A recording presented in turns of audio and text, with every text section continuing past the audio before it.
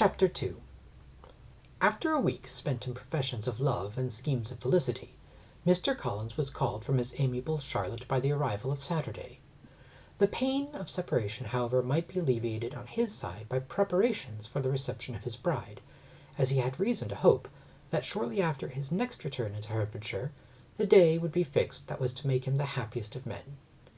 He took leave of his relations at Longbourn with as much solemnity as before, wished his fair cousin's health and happiness again, and promised their father another letter of thanks. On the following Monday, Mrs. Bennet had the pleasure of receiving her brother and his wife, who came as usual to spend the Christmas at Longbourn.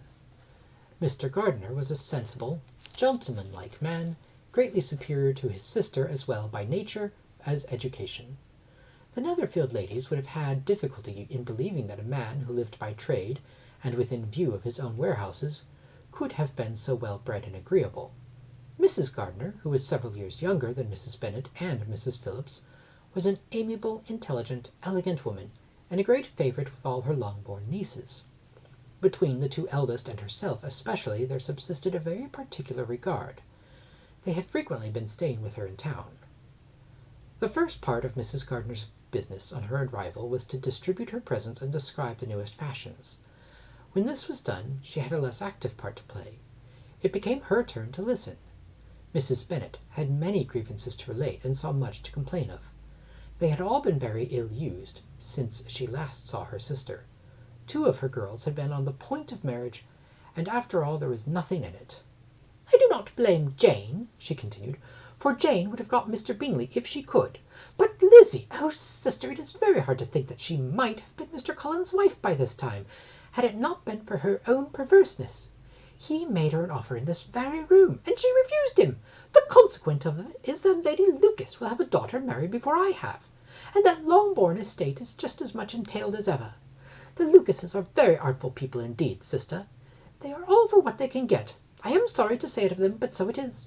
It makes me very nervous and poorly to be thwarted so in my own family, and to have neighbours who think of themselves before anybody else. However, your coming just at this time is the greatest of comforts, and I am very glad to hear what you will tell us of long-sleeves." Mrs. Gardiner, to whom the chief of this news had been given before, in the course of Jane and Elizabeth's correspondence with her, made her sister a slight answer, and, in compassion to her nieces, turned the conversation. When alone with Elizabeth afterwards, she spoke more on the subject. "It seems likely to have been a desirable match for Jane," said she. "I am sorry it went off, but these things happen so often. A young man, such as you describe, Mr. Bingley, so easily falls in love with a pretty girl for a few weeks, and with accident separates them, so easily forgets her, that these sorts of inconstancies are very frequent." "An excellent consolation in its way," said Elizabeth, "but it will not do for us. We do not suffer by accident.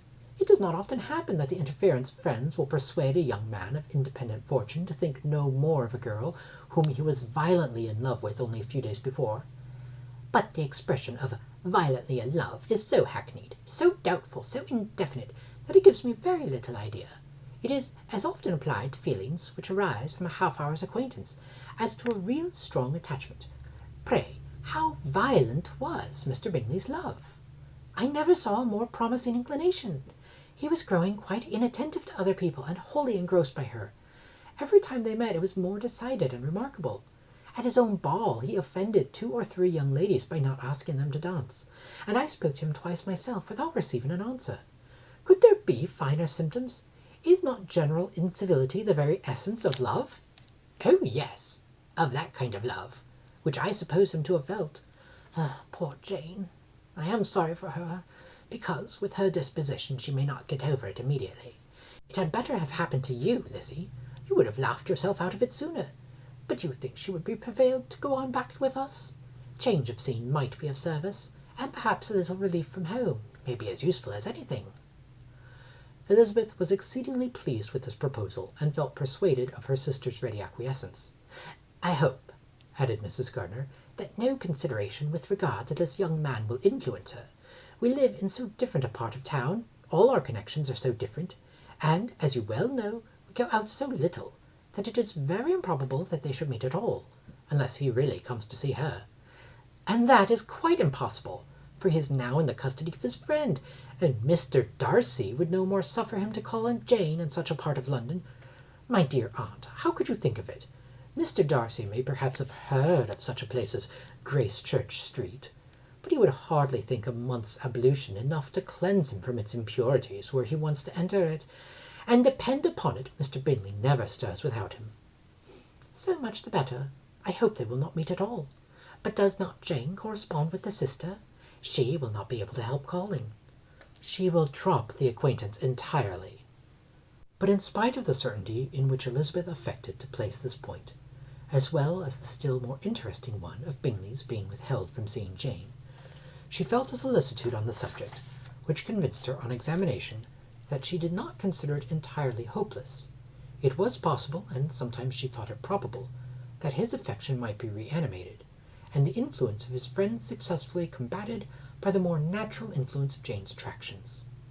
Miss Bennet accepted her aunt's invitation with pleasure, and the Bingleys were no otherwise in her thoughts at the time than as she hoped that, by Caroline's not living in the same house with her brother, she might occasionally spend a morning with her, without any danger of seeing him.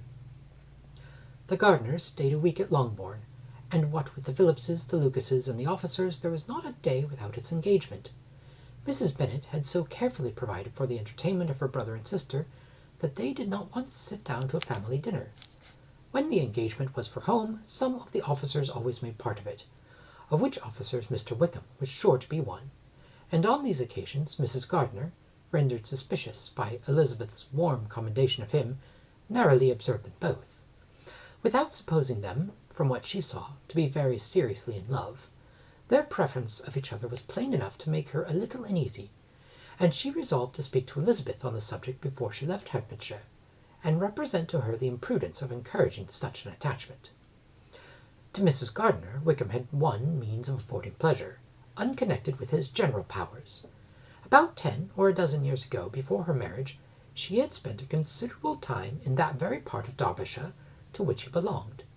They had, therefore, many acquaintance in common, and though Wickham had been little there since the death of Darcy's father, 5 years before, it was yet in his power to give her fresher intelligence of her former friends than she had been in the way of procuring.